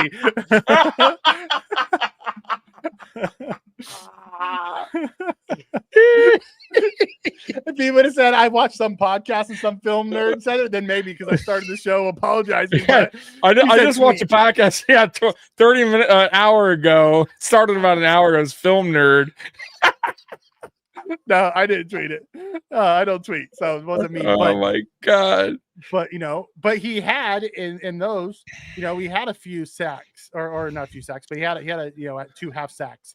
He had some tackles, so people saw box scores and said, "Oh, Rousseau needs to be better," but at least he did something. Like, he was actually better this game than he was those other 2 games, based off of actual pressure. Okay. Go back and watch that view, Tommy. I really think you're gonna have a different take on what you saw. Oh, I definitely will. Trust me. I'll have all weekend. So is there anybody, because that the list is over, is there anyone that was left off it that you would like to add onto that list? Stock up, stock down. Kincaid, stock up. Okay. Kincaid had a good game. Yeah. I thought Osiris Torrance, stock up. He had his highest PFF grade ever. You know, good. Even though I don't give a shit about PFF, but that's good for him. But he was good yesterday. He was real good yesterday. I think he's good all the time. I didn't they shit on him, but go ahead. Connor McGovern had a rough game. Did he? He got abused. When you go back and watch it. So when you're watching it, watch it from a couple different. On offense, watch the defensive line, or on defense, watch the defensive line. On offense, watch the offensive line. Connor McGovern struggled yesterday. Okay. So I would say that. I don't want to crap on our backup running backs, but honestly, it's been James Cook and nobody else to this point. Dude, go ahead and crap on him. Ray Davis is, and I like Ray. Ray Davis didn't even get a touch. He didn't get a touch. I know, but because there's a reason he's not playing well. Like, I don't know what is going on with him, but he is a totally different player in 2025 than he was in 2024. Like he was way better last year. He's getting tackled behind the line of scrimmage. I seen him running the back of one of our offensive line the other day, like the week before. Like, he's just not, his vision's not there. I don't know what is going on. No idea what's going on with him. He's turning into Zach Moss, basically, which is not good. And I know Zach Moss went on and played better somewhere else, but while Zach Moss was here, he struggled at the end of his career, at least in Buffalo. I thought Zion Logue stock down. Zion was just non-existent yesterday. Yeah. He had 25 snaps. You know, we talked about Javon Solomon got pulled off the field. TJ Sanders, disappointing. My guy. Those guys are all stock down. I thought Dorian Williams has a stock down. He struggled in the first half badly. Okay. So that's more of some stock ups. Daquan, Deion Walker. Yep. I thought Cam Lewis was really good yesterday. Shaq Thompson flashed, so you have to give him a stock up. He flashed. Yep. And then I thought Groot actually is a stock up because it was actually his best pass rushing game of the season so far. Okay. Although he doesn't show up in the stats, I would say that. And then how do you not give a stock up to our rookie tight end who flat backed a few people and caught his first touchdown? Yeah, true that. I'm with you. What about coaching? Oh, coaching was so up and down. I'm just gonna give him a net neutral. I'm not gonna crush him. We won. Yeah. I understand. Like, I hated the timeouts at the end of the first half from McDermott. Me and you talked about this. I understand what he was trying to do. He had trust his defense was going to get the stop or kick the field goal, and he wanted to give Josh time. But all it did was allow them to waste the rest of the time and go down and score a touchdown. It backfired. Yeah, just gave him. Yeah, it backfired. But I understood what he was trying to do. You always want to give your MVP quarterback a chance in those situations. And I say net neutral for like our offensive coaching staff because it was really good at times. And then there was 2 to 3 drives in the second half, in the middle of the second half, that was just like, what are we doing? We just looked discombobulated. And then I said net neutral for the defense because first and second down, we were actually pretty good. It was third and fourth down. We were not good. I'm with you. I'll have to watch. I know that, though. I don't even need to watch all 22 to tell you the third downs were atrocious. But Connaughton, I forgot about that. Good. Yeah, the muff John. Yeah, but he got it back. So for me, on those plays, I know they suck, but for me, no harm, no foul. I live by that rule. As long as you look, if you fumble it, just get it back. I don't give a fuck. So I'm not going to even hold you to it. You know what I mean? It's not the end of the world. That is a great call, Walter. Alan McDermott can say they've never lost a home game against the Dolphins in the Ralph, and they never will. Oh, yeah, that's a great call. That is a great way to go, Walter. I like that one. Epinesa has to be a stock down. Epinesa. Like he Another kept trying guy. to run around guys and allowed Tua to escape. And like Tua's not an off-platform guy, but man, he was killing us off-platform yesterday because Bosa and Epinesa kept trying to go wide. I just don't understand it. Well, Bosa would either go wide or he tried to go in. He never tried to collapse. Mm-hmm. And I don't know if it's scheme or Bosa just did it. So I don't want to kill the guys too much because if it was scheme, that's a Babbitt issue, not a player issue. They were just doing what they were instructed to do. But man, I hated watching it. We always seem to take these wide angles, man. Mm-hmm. Always. And then we're chasing the quarterback from behind. Like it's just weird. Like we're never going inside. Everything's outside wide. We went inside a bunch yesterday. Both guys went inside bunch yesterday. And I think it was trying to mix it up. It might have been a design because I know on the first drive, Walker said he made a mistake on the first drive that led to the touchdown because the DN stunted in and he was supposed to loop around as part of the twist, and he didn't loop. And he got washed out, and the guy scored a touchdown. I'll tell you what we're missing, and really it was a comment maybe half an hour ago. Yeah, so for me, and it's not just so much him, but I feel like the best teams that have the best pass rush that gets to the quarterback the most are teams that have a better defensive tackles, right? You have a better, the better line up front that could push that pocket, collapse the pocket, and make the edge's life a lot easier because there's really nowhere for the quarterback to go at that point. Dexter Lawrence type? Yeah, exactly. Type? Exactly. And we don't really have that. Like Ed Oliver, at times, he's good. Like he flashes, but there's times that, he's a smaller defensive tackle. So if he's going against a really good offensive line, that's where we see Ed Oliver kind of go quiet because he doesn't have the guy next to him to kind of help him out with that, right? So, like, I wish we would improve our line. That's the one thing. If we did that, I think the edges would look so much better. Like, I really do. I think Rousseau's life would be easier. Bosa, obviously. But, yeah, until we get that fixed. We might have a guy in the future. Walker has that capability. He has the capability, but not yet. We'll see. Time will tell. I want to see because Daquan has played really well this year. He looks like kind of he's turned back the clock. He looks better than he did last year. Okay. I want to see Ed come back and see those two guys together and see what they can do. I really do. Okay. Cat Mag asks, what do you think about Khalil? I think he's getting healthy and he looked better this week than he's looked so far since he hurt his ankle. And I expect nothing but, upward trajectory for him. Yeah, I'm with you. Still has a chance to beat us in the playoffs. Doubt it, but you never know. You're not wrong, John, about them getting in and having to come to Buffalo. I guess that there is a possibility. I just don't see it. About who coming to Buffalo? Miami and Tua. They said coming. Josh and McDermott can say Tua's never beat him at home, and they never will. Yeah. I guess there is a possibility. Still a chance to play. They ain't making the playoffs, bro. They're 0-3. They're. I think they played their absolute best. They brung everything they could in that game to beat us, and it still was not enough. And I don't want to hear excuse that they had a short week. We did too. You know what I mean? We both teams were the same boat. But they had a great game plan. And by the way, that was a totally different game plan than they used to run against us, which was they would take deeper shots downfield against us. I think they were doing the Bengals type of offensive game plan, which is just kind of give what the defense is taking them or giving them, and take what the defense is giving them, and they did that. And the thing was, they executed in the red zone, like.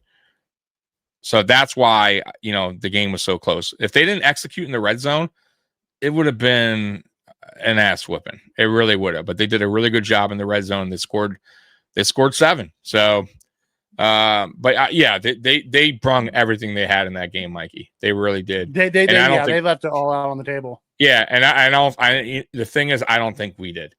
I think we did. I think we played just enough C+ game. Yeah, exactly. I think we just enough we were happy with the win. We got out of there with the win. You know, I don't know about injuries yet, but it seemed like we were cool with injuries.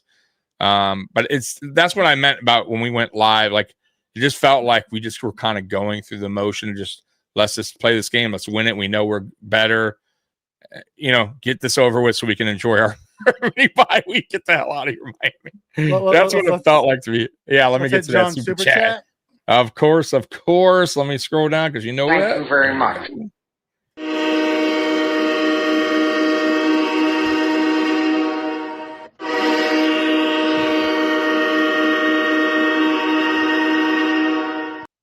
Thank you, man. Yes. What's your biggest concern right now for this team? God, biggest concern. I would say the defense in a whole, to be honest with you. I still think there's multiple areas where we need to improve. I would say safety is the biggest concern out of the defense. Like if I'm going to pinpoint one, I think they're doing better. I think Cole Bishop's gotten a little better game to game. But I would say defense in a whole right now. Like, but that could definitely change with after the bye week when we get some guys returning, and I could change my opinion. But right now, it will continue to be the defense until I see otherwise, better performances and better consistency. I've seen flashes at times where the defense has looked okay, but I would say offensively, you know, the wide receiver room, obviously I've been talking about it. I feel like it can be better.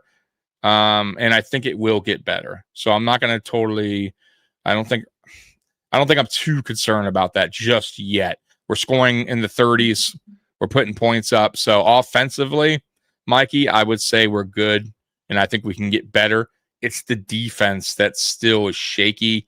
But ask me this again, week 8, week 9. Mm-hmm. Let's say week 9. Ask me week 9 and I'll tell you when we get these guys back in action. Okay. And I'm with you on that from a defense. I'm not going to say a whole. I'm going to be a little bit more specific. Okay. I think it's 2 pieces on the defense. I think it's our third down defense. And I think it's CB2. I'll be perfectly honest. I think it's CB2 and our third down defense. I do think as well, I think part of it also is cohesiveness on our defense. Mm-hmm. We have guys still learning to play with each other. And because say what you want, McDermott chose not to play him in preseason, and that's coming back to bite us from time to time because our rush and our coverage isn't aligned right now.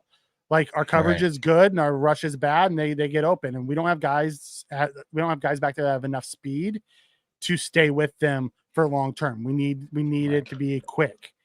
I think, like you said, once we get some of our guys back that are healthy, because we have Mad Max coming back. I wish they played Dorian Strong more so we can kind of see what he has. We know what Trey White is. Right. Let's put Dorian out there for a game or two, see what he is, and if he's good, great. If he's not, you can go back to Trey till Mad Max is ready.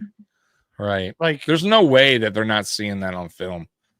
Trey's lack of speed, like that is what they're doing, especially for him. I think when it comes to Trey, is they know this. I think they know this, and they're purposely having him play a cushion, which most of the defense is cushion to begin with. We don't really press, but boy, and I think his initial, like, when a receiver cuts on him, you could see he just doesn't have that quick twitch. He doesn't have that cut to go with the receiver, and he doesn't have the speed to make up for it. Like, that's the problem. Look, Benford is not a fast corner, but he's fast enough where he can afford to give a little cushion and get back into the play and make a play on the ball. That was Rasul's problem when his last year here was he lost a step and he couldn't really get back, couldn't make a play on the ball.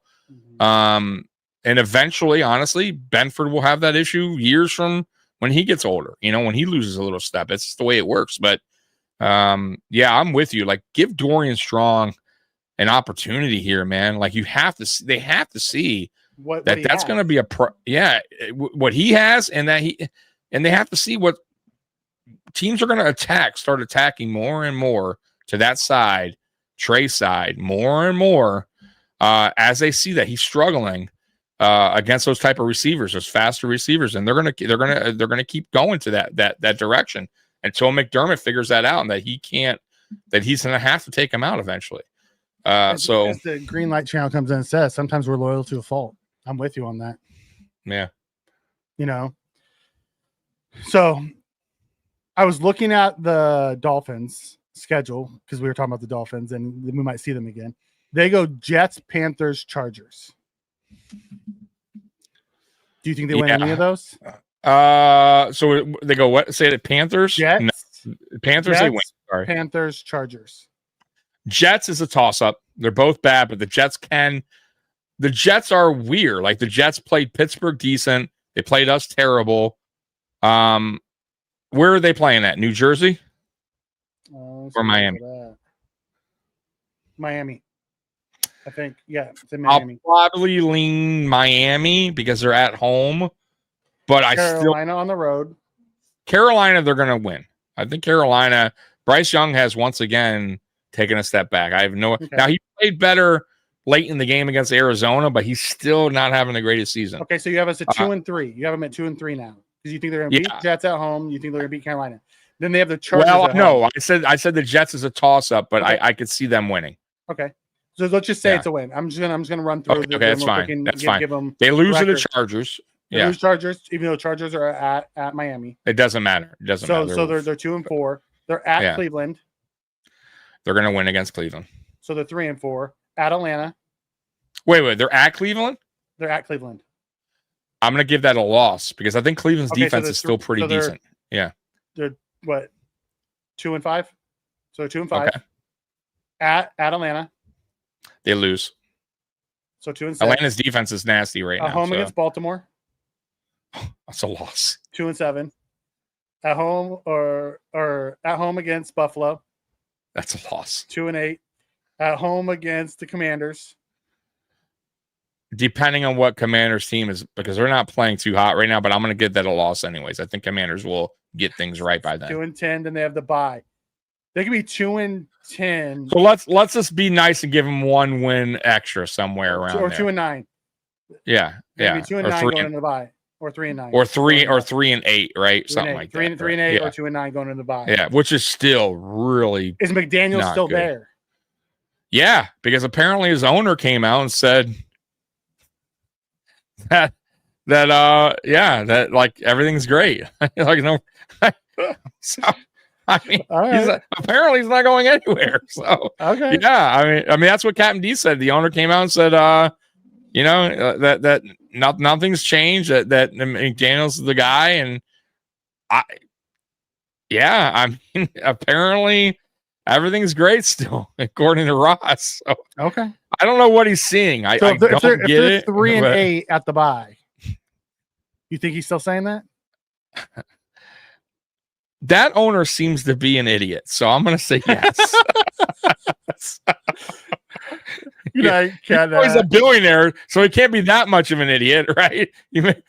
Right. So, but he's an idiot when it comes to football. You can be an idiot at some things, right? Yeah. So, I think he's getting bad information from somebody other than Greer. Like whoever is below him that at least is going to him and going, "Hey, Ross, like, just a heads up. I know football, and these guys aren't really cutting it." Maybe he doesn't have that guy. I know. You know what I'm saying? Maybe he just goes to Greer, and Greer's like, "No, man, we got this. We got this." Because Greer's been there for a long time, so Greer could just be Ross's boy, and Ross is like trusting in Greer. You know what I mean? And maybe if McDaniel gets fired, it's Greer's decision. I could see that. Yeah. Cat and Hat, the Monday Night Uncensored will be Monday at 10:15. Yep. But tomorrow, Tommy will be on the shakedown with the AFC East. Yep. 12 o'clock noon. So, yeah, we're going to wrap it up, right, Mikey? Yeah. Yeah. All right. Why did the broadcast randomly show wide right just before the last Predator field goal? Yeah. Oh, they did. They're fucking assholes. I was thinking the same thing. I'm like, really? I mean, what is this? This has nothing to do with this game. Like, I could see if we were playing the Giants, Jinxing us. you know, yeah, like, why would you, like, but once again, it's not the playoffs. It's not against the Giants. Like, you know what I mean? Like, I could see if it was a Giants game, fine. Like, you're throwing something back, old school, like, but Dolphins at home has nothing to do with that missed field goal in the Super Bowl from 1990. Like, what are we doing here? Like, you're just trying to fuck with us here? Get out of here with just that. like to twist the knife a little bit more. Yeah, they love it. Hey, guys, remember this missed field goal? Thanks, asshole. Right? All right, let's get to some Real Men of Genius. We're going to get two of them. We're out of here. All right, here we go. Real Men of Genius. First one. Land. Bud Light presents Real Men of Genius. Real men of genius. Today we salute you, Mr. Multicolored Sweater Wearer. Mr. Multicolored Sweater Wearer. A squiggly, jiggly mishmash of colors we wouldn't be caught dead in. But it sure looks good on you. Squiggly jiggly. They say beauty's in the eye of the beholder. We say, whoever beholden that thing, beholden one ugly sweater. I'll keep holding on. No, I wasn't dragged down the highway and my insides are showing. I'm wearing my new sweater. Someone call a doctor. So crack open an ice cold Bud Light, Mr. Natty in his knits. It may just be an ugly sweater, but it sure is an ugly sweater. Mr. Multicolored Sweater Wearer. Bud Light. Yeah, drag down the highway. All right, one more. We're out of here. Oh my god, dude. Multicolor sweaters. Jeez. All right, last one. Let's see here. Which one's this one? I don't even know. Bud Light presents order. Real Men of Genius. Real men of genius. Today we salute you, Mr. Mail Order Bride Orderer. Mr. Mail Order Bride Orderer. Some men flip through a catalog looking for furniture. You flip through a catalog looking for someone to clean the furniture. I don't do windows. Nothing says, I will love you forever, like a quick swipe of the credit card at the altar. What's your favorite plan? Women wait their whole lives for a man to say, I do. In your case, I do agree to pay the sum of 3,000 American dollars. Let's have a moment. So crack open an ice-cold Bud Light, oh catalog Casanova. Your spouse may be full price, but you'll always be our better half. Mr. Mail Order Bride Orderer. Bud Light beer. That one would not go over well today. So funny, dude. Oh my god. All right, man. We're out of here. Bill's Mafia. Oh, I'll be on tomorrow at noon. Oh, Curtis is going to be so upset. I know Captain D is upset as well, so you're going to be hearing him rant. So that's at noon tomorrow, AFC Shakedown.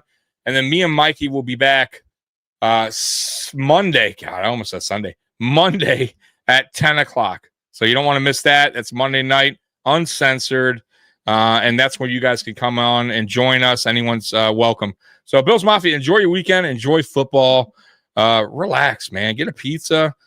Stress-free, man. Don't have to worry about it. We already got our dub, right? We already got the dub. Enjoy college tomorrow. Enjoy NFL over the weekend. It's going to be great. Great. Enjoy I love our it. victory weekend. We're going to extend it from Victory Friday to Victory Weekend. Victory week. Great. That's great, Mikey. I like it. Victory weekend. Enjoy your victory weekend. All right, Bills Mafia. You guys rule. We're out of here. Peace. Go Bills. Go Bills. Oh, new outro, by the way, because the old outro can't do it no more. Like, go Bills later. Go Bills. Go Bills.